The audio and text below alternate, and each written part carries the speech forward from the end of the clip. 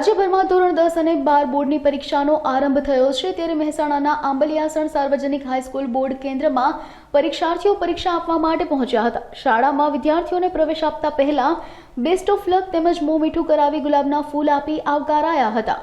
સાર્વજનિક કેળવણી મંડળના પ્રમુખ જોઈતારામ ચૌધરી તેમજ શાળાના આચાર્ય રાકેશગીરી ગોસ્વામીએ વિદ્યાર્થીઓને આવકાર્યા હતા। શાળામાં ચાલુ પરીક્ષાએ એક વિદ્યાર્થિનીને શારીરિક નબળાઈના કારણે ચક્કર આવતા આરોગ્ય કેન્દ્રના કર્મચારી તેમજ શાળાના આચાર્ય દ્વારા તેની યોગ્ય સંભાળ લેવામાં આવી હતી। ત્યારબાદ વિદ્યાર્થીની સ્વસ્થ થઈ જતા પરીક્ષા આપી હતી તેમજ કાયદો વ્યવસ્થા જાળવવા માટે સ્થાનિક પોલીસ હાજર રહી હતી। હું PK Solanki, Ambaliyasan station unit 2 third સંચાલક। આજે ધોરણ 10 અને ધોરણ 12ની માધ્યમિક શિક્ષણ બોર્ડ અને ઉચ્ચતર માધ્યમિક શિક્ષણ બોર્ડની પરીક્ષા શરૂ થઈ રહી છે।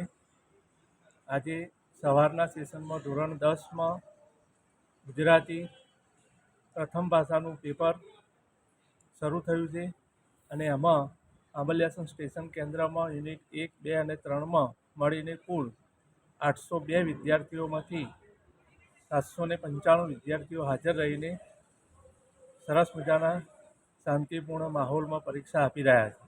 795 વિદ્યાર્થીઓ આજે 1 થી 29 નંબરના બ્લોકમાં એ પરીક્ષા આપી રહ્યા છે। આજે બાળકોને સવારમાં કુમકુમ તિલક અને મોં મીઠું કરાવીને એમને પ્રવેશ કરાવવામાં આવ્યો હતો અને બાળકો શાંત ચિત્તે અને સરસ રીતે પરીક્ષા આપી શકે એ માટેની તમામ વ્યવસ્થા શાળા સંચાલક મંડળ દ્વારા કરવામાં આવેલી છે।